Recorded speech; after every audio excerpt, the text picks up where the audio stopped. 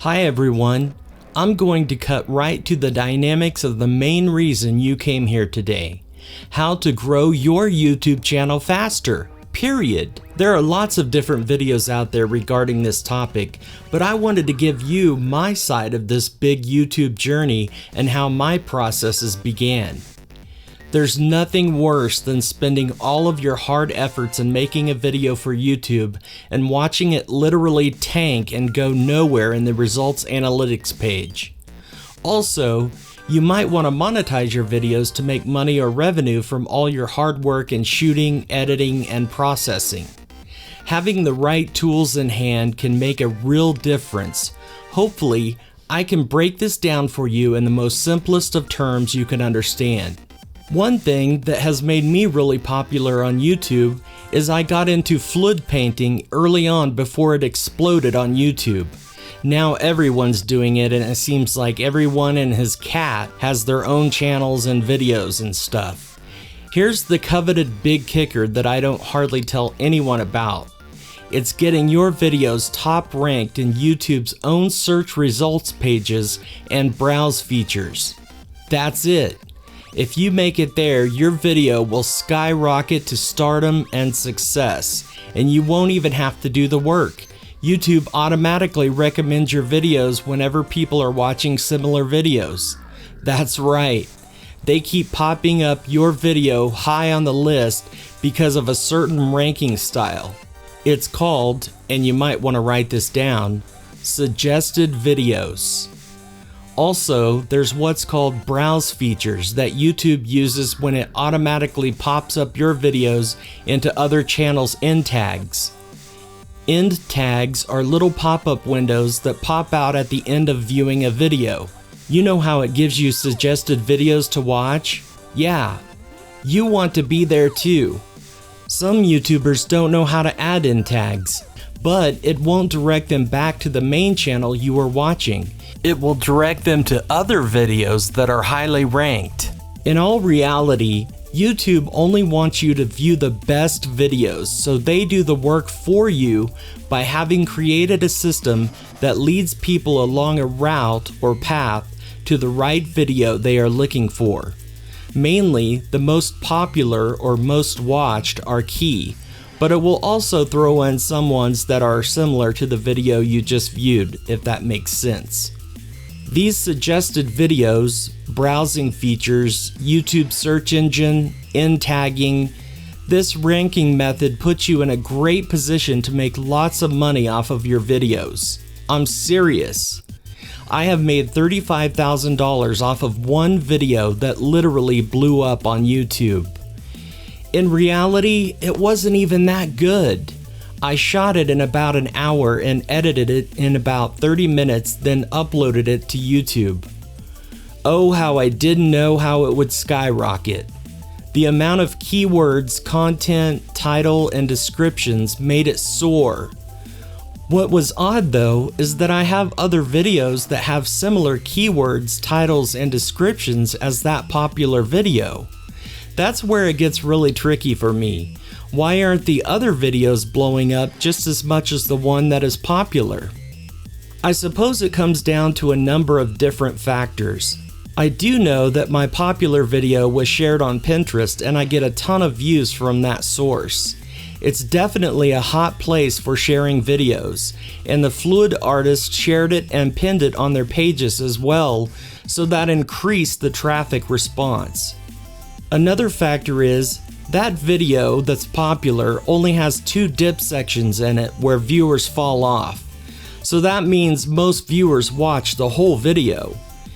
If you want to get really great at making videos that boom, you have to watch the retention where your viewers are watching or falling off from your video. It teaches you on how to keep people's attention better and what areas you're lacking or benefiting from.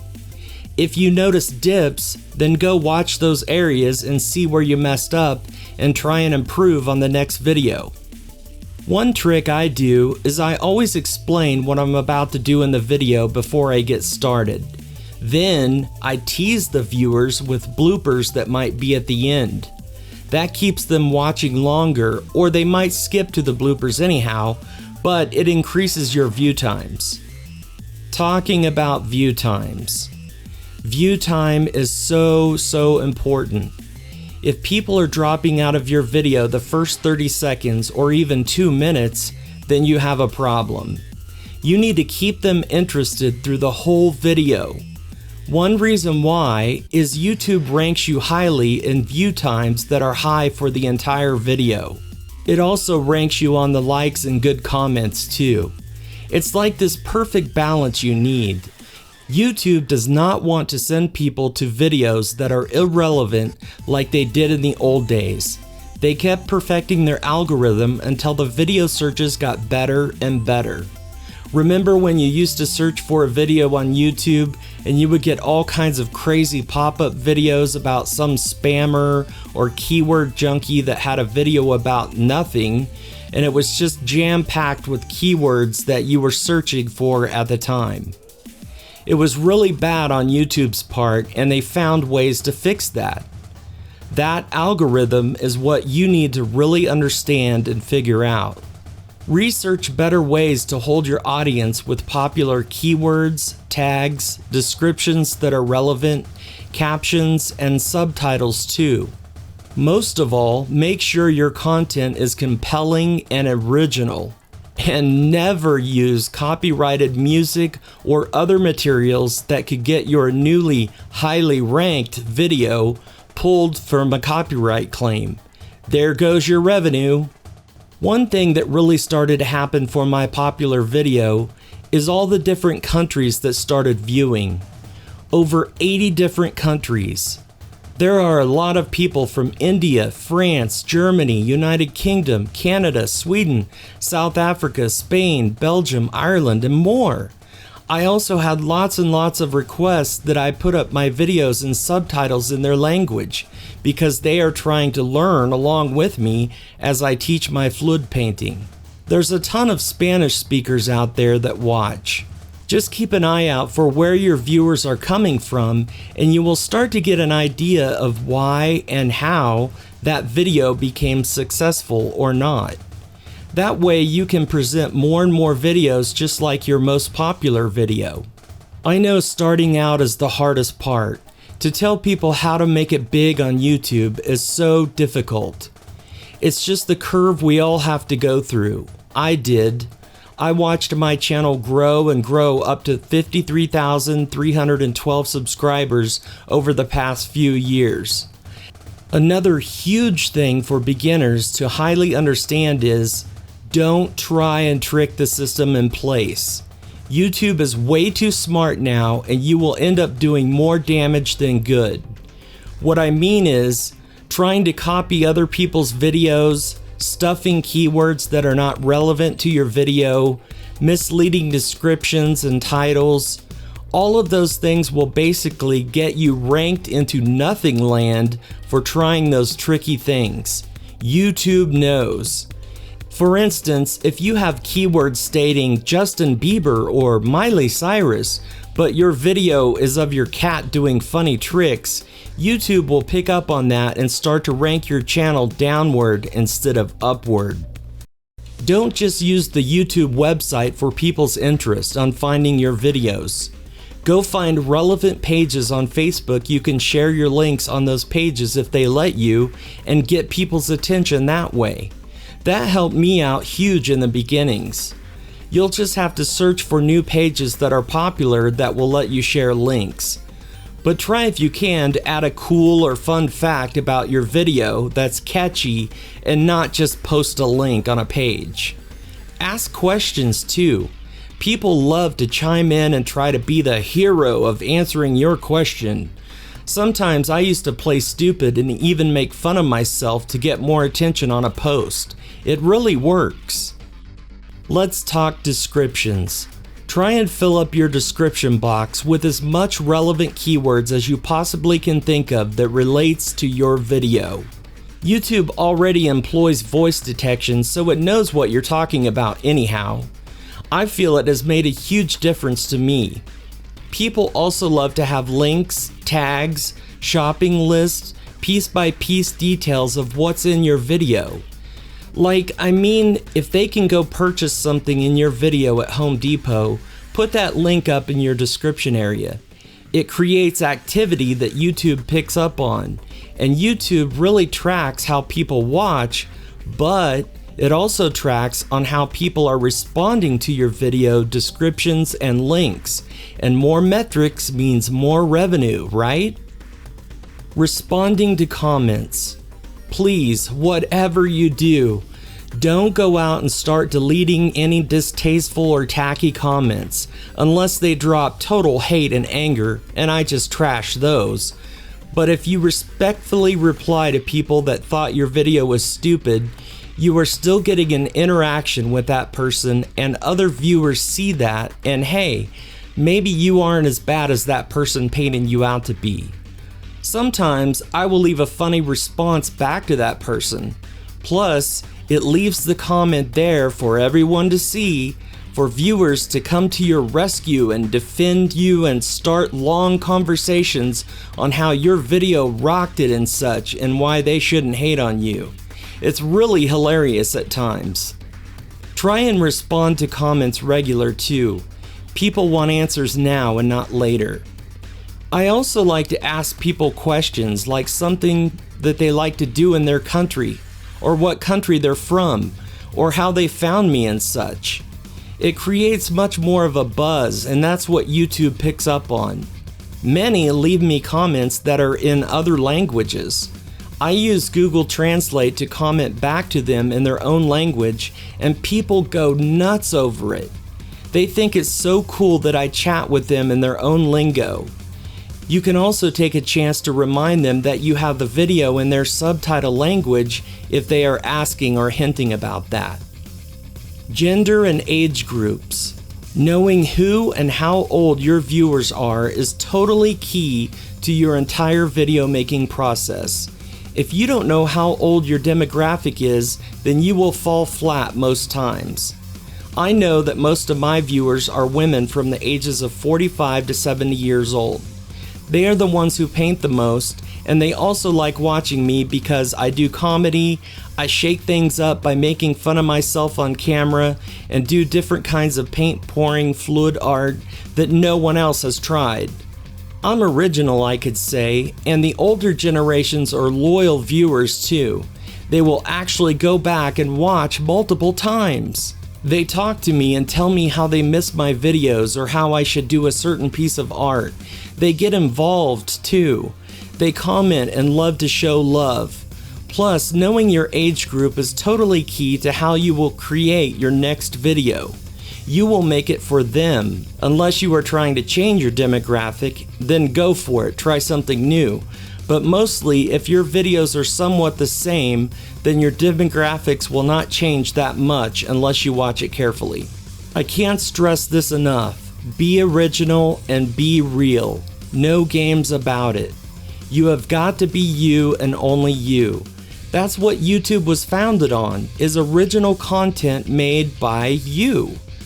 I realized being myself and being real is what made me a famous fluid painter on YouTube. I didn't give two hoots about what some other channel was doing. I created my own stuff. Sure, I looked around and got ideas from other artists, but I made sure to make my own style of videos that people would enjoy. Like I said, I do comedy, bloopers, and I show my own mistakes right on camera. I leave those parts in the video so the viewers aren't totally tricked into thinking I did my painting perfectly every time. I literally highlight some of my mistakes so it would save the viewer from having to make those mistakes at home. And the viewers appreciate that too. Many commented on how funny it was, or that I just leave my bloopers and mess ups in the videos. It's just being real with your audience, and it captures their attention because they seriously don't know what you could do next. Plus, if you have a viewer that knows you are being real with them, you are more than likely going to have a new subscriber. It's almost like a video handshake of sorts. People tell me in the comments all the time, "Hey, I just subscribed because I love your funny vibes and your style." I mean, how rewarding is that? Playlist. If your videos make an impact on people, they will save it to their playlist. This is definitely what you want to happen. YouTube shows playlist and browse features in search results too. Plus, if you get on a coveted playlist by another YouTube creator that is super popular, your videos will show up lots more frequently due to their higher volume of traffic and viewers. So, what I did before my popularity is, I went and commented and supported other painters in my circle, then they just added me to their own playlist. Playback location. This is really super important to know where your videos are being played. Are they being played on an embedded network over a website? Or YouTube's own watch page? Or browse features? YouTube's channel page? That is all very important analytics to know so you can find out different ways to get your videos viewed. Plus, it shows how YouTube is reacting to certain videos in your feed. Most of my traffic from outside source plays comes from Google. I seem to do pretty well on Google's search engine for fluid art or paintings. Clipping. What I mean by clipping is highly editing your videos down to the bare bones, whereas it looks as if you were skipping frames to talk or read faster. Do not do this. It's not natural, and I see so many people out there doing it, and it's so uneasy to watch. And it also decreases your view time too. Remember, this is my point of view, so you can choose to do what you want with your video. Don't worry about the people that are in a hurry to watch a speedy video about nothing. I get comments once in a while that my videos are too long or too slow, and I usually reply, I want people to be able to follow along at a pace they can do at home while they are painting along with me. Listen, there's always the fast forward option for those kind of viewers. They aren't your viewers anyhow.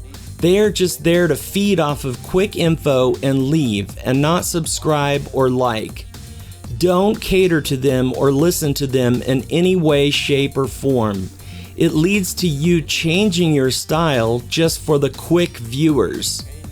I've also noticed those people don't care about you or how you're doing or feeling or how good your painting turned out or how amazing other videos are or nothing.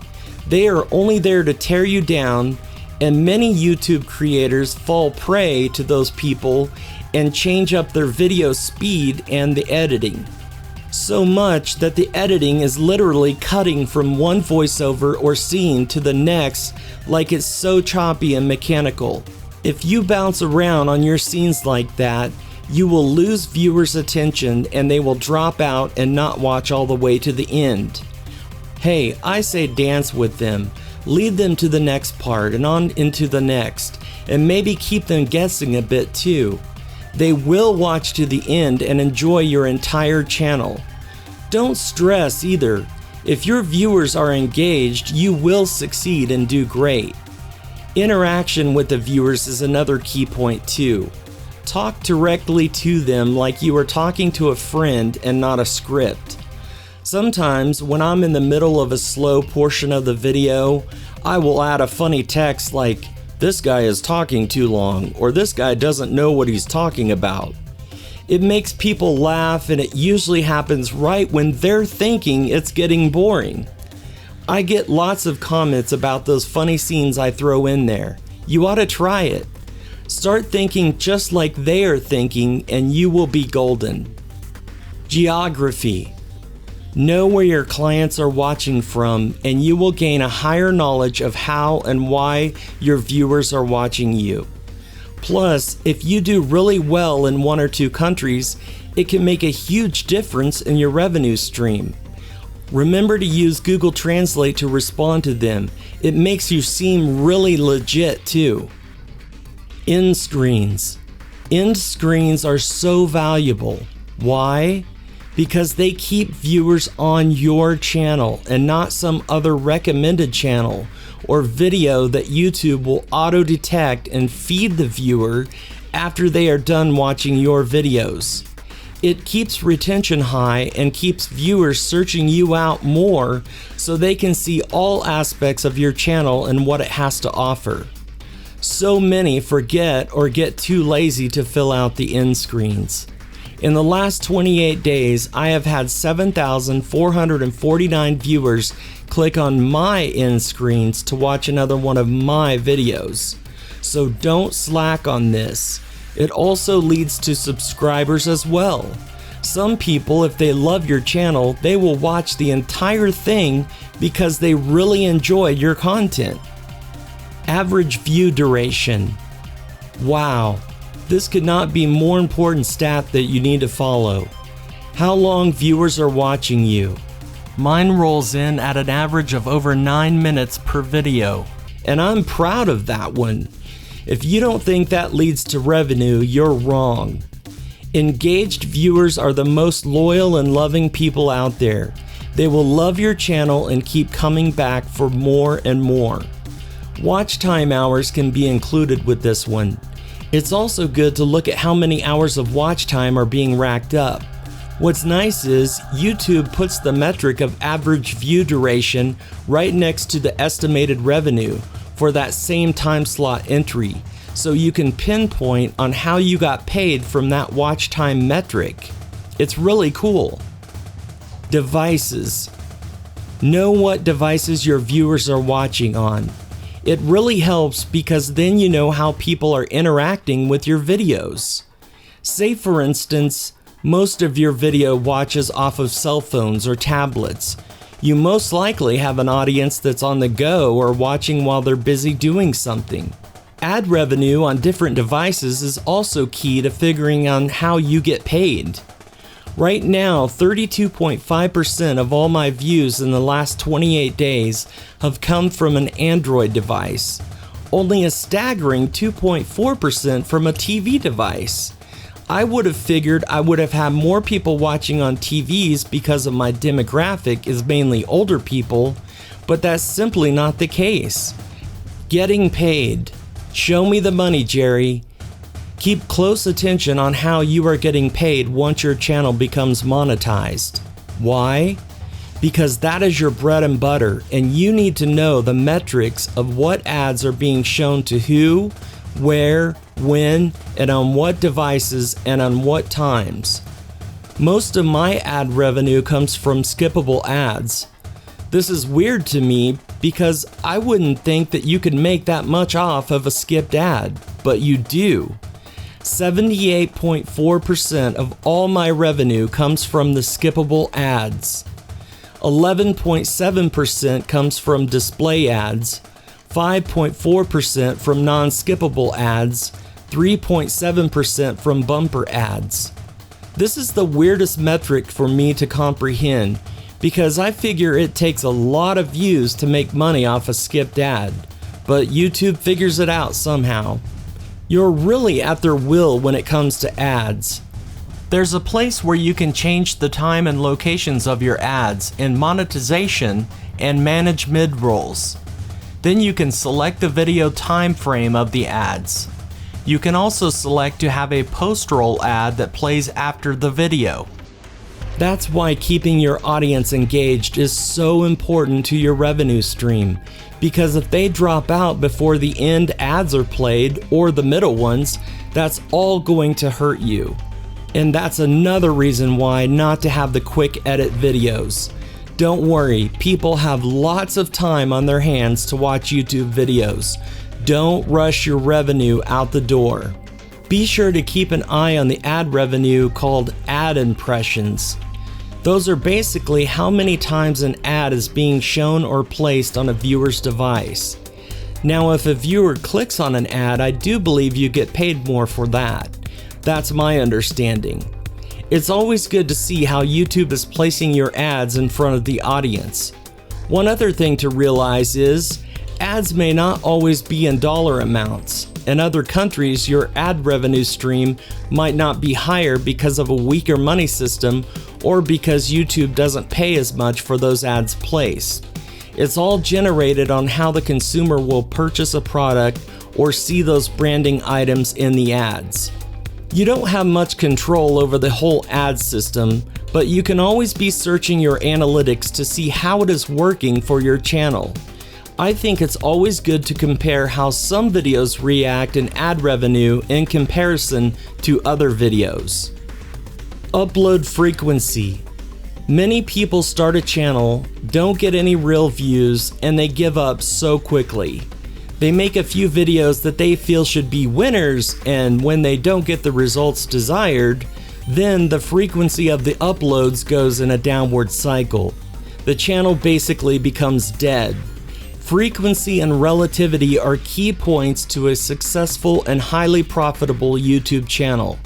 Remember my story. All it takes is that one video to hit, so never give up. Services outside of YouTube. You can use services like YouTube Buddy to search out new video ideas if you're struggling with that. It also has a huge variety of ways to search out keywords and phrases that are really hot right now on YouTube and even Google. They compare those metrics on how well a certain phrasing or lines of wording will do compared to all the other sources that might already be using that data metric of keywords. I hope that makes sense. In simpler terms, say I searched for how to make a YouTube channel grow.